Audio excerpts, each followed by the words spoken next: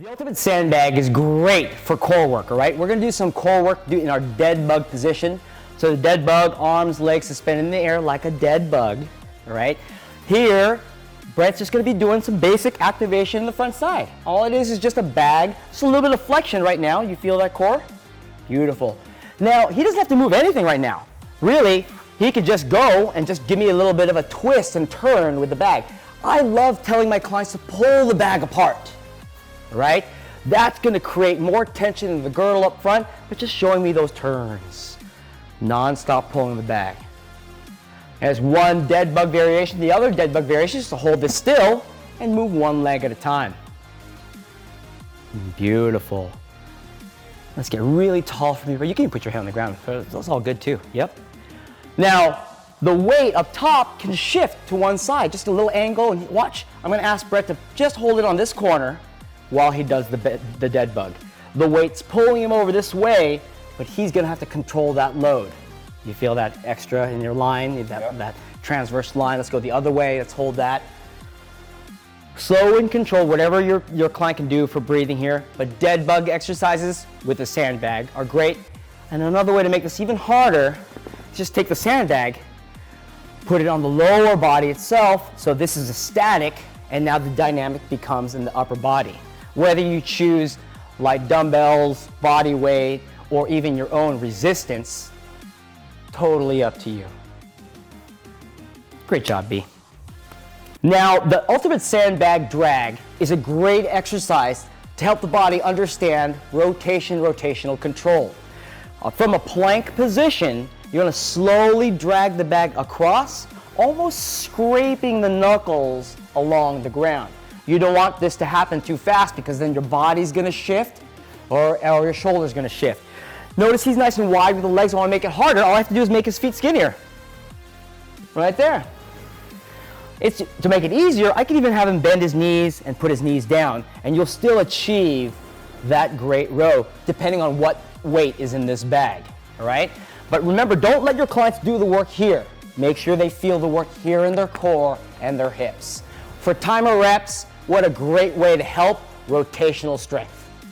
Awesome. Sandbags are great for the push and pull drags as well in a vertical line.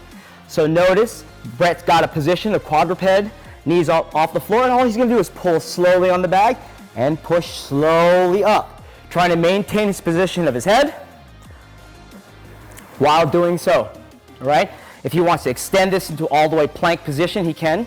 Legs all the way out.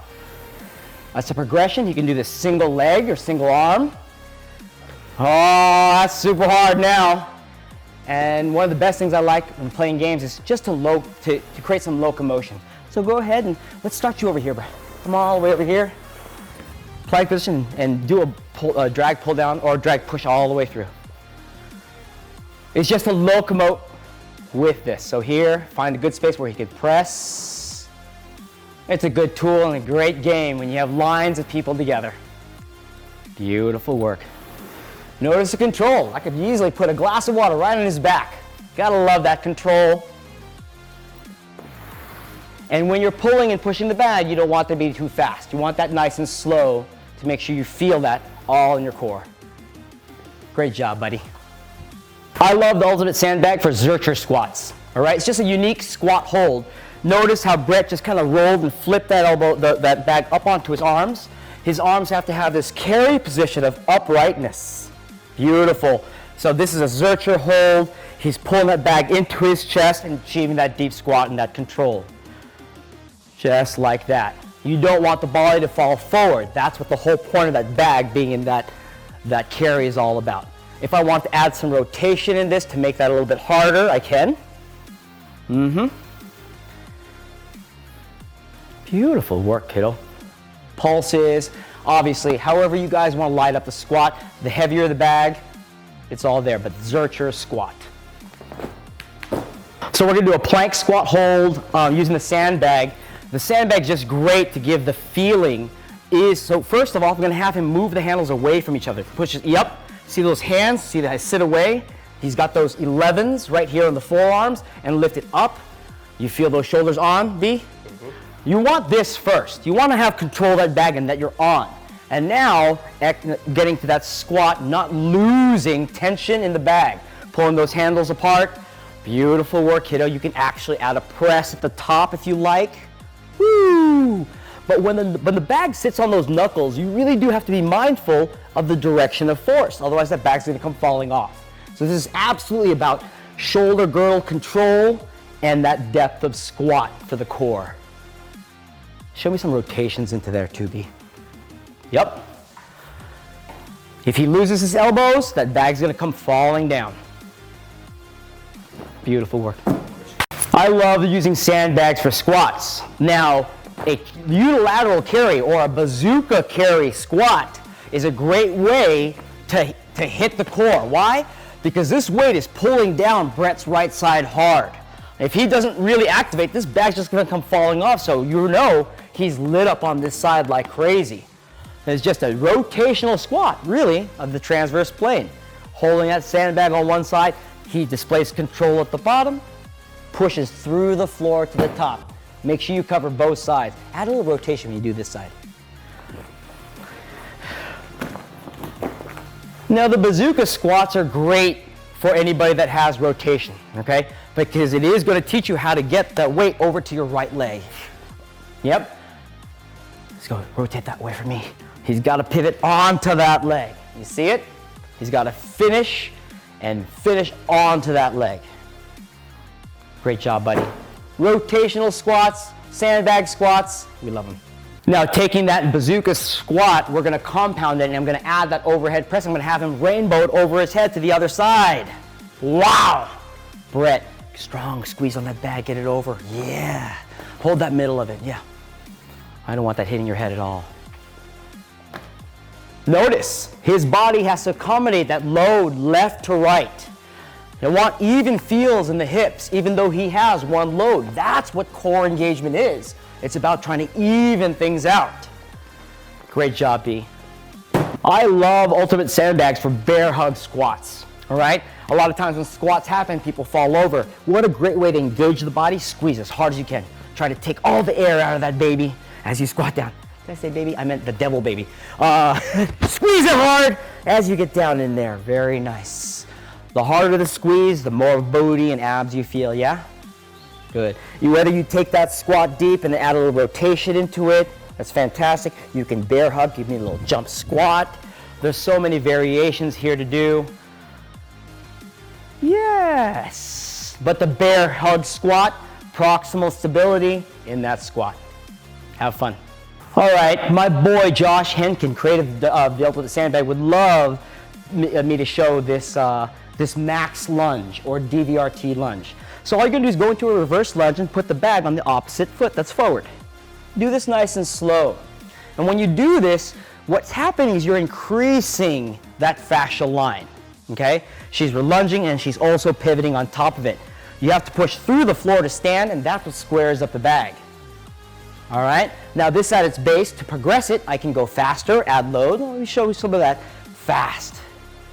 Beautiful. And when she goes really fast, it's going to start going into a little bit of a swing feel where the legs are producing the force of the bag. That's when you know your core is really in sync with what's happening in your push. That's right, pop and lock, go, boom, show it to me. Pop that bag. Pop it on up. Very good. Max lunge, everybody. Great job. Now, if somebody has a lot of problems with that max lunge, holding that weight down, and the posture goes, I like doing this.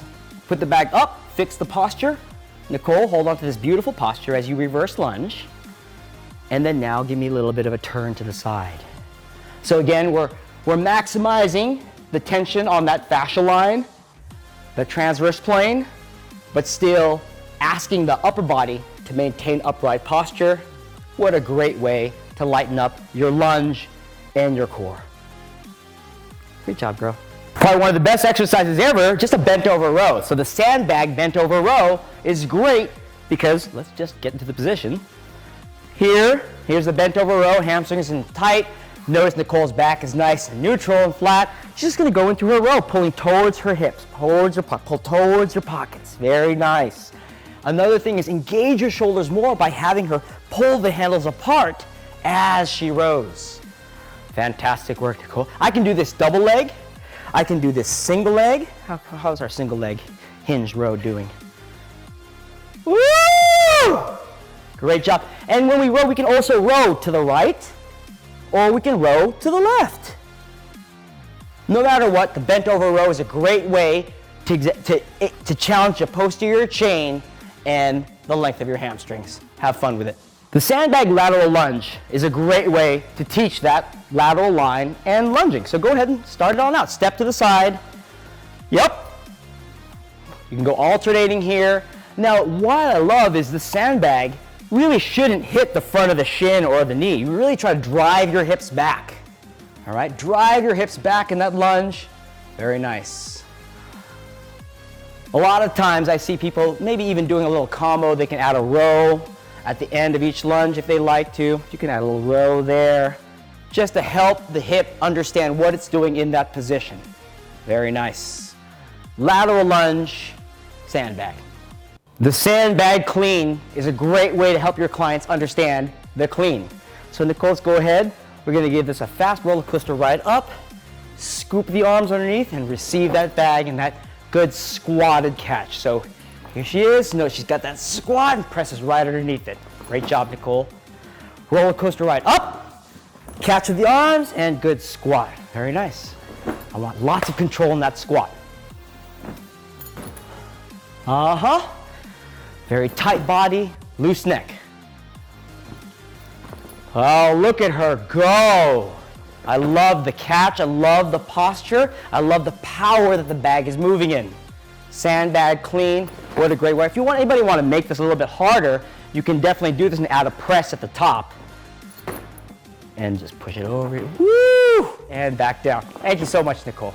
Going deeper to the explosive movements of the sandbag is the sandbag snatch. All right? Part of that family, that clean family, but we're just taking all the way up to that straight arm now, Nicole. All right, so a fast roller coaster ride up. Figure out when you want the flip, and you got to punch the sky. Right? Absolutely right. Good. Tension at your abs, not your neck. Thank you. Beautiful rhythm in her legs. Notice how she's starting to accommodate the force going back with that downward force. Okay, we want that ground reaction force into the ground to straighten the body up. This exercise is great for explosiveness, quadruple extension, power, and range of motion with that overhead action. Great job. Sandbag snatch, everyone. All right, guys, the sandbag's great for some shoulder mobility. What we're going to do is we're going to do around the world with the sandbag. I'm going to go to a tall kneeling position, so both knees down. All right, if you have someone with back pain, they could do a half kneel position, but I like this, and all we're doing is just focused on brushing the forearms across the head as we move and pass that bag around the world. Very nice. I pull the handles apart for constant tension at the girdle. Yes, and Brett, do me the favor, just really control that head and posture in space. The only thing that moves is that bag around the world. So Brett's tight in the front, that's why his head drops forward. So the more he does this, let's go the other way, his body will start accepting that bag further and further behind him and open up those girdles.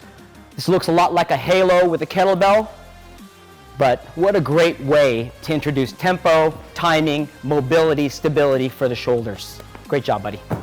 All right, my boy Brett over here is doing loaded carries. Yeah, damn it. He's got right now, he's got a suitcase carry on the left side with that heavy sandbag, and he's got a shoulder carry on the other sandbag. Keeping that posture, what a great way to just add some load, tempo, and timing to a full body exercise. All right? Loaded carries will demand a lot of core control. Time under tension is key here. Go really fast for me. Show me fast now, B. I have him moving in a figure-8 pattern, so he has equal amounts of left to right turns, and it's creating a lot of dynamic mobilization at his hips. What we have is static control of his upper body, dynamic movement of his lower body. I aim for time or distance with these exercises. I can change up the carry. I can go farmer's carry, put 2 down below, And this offness, even though this bag is lighter and this is heavier, he still has to accommodate that even and create that symmetry. That's extra core work. How about putting that light bag above your head, B? Now I got a weighted walk on one side and a loaded carry, suitcase carry on the other side. So changing your carries, changing length of time, or changing the load, great way to progress, regress these exercises. The loaded carry using the sandbags. Have some fun.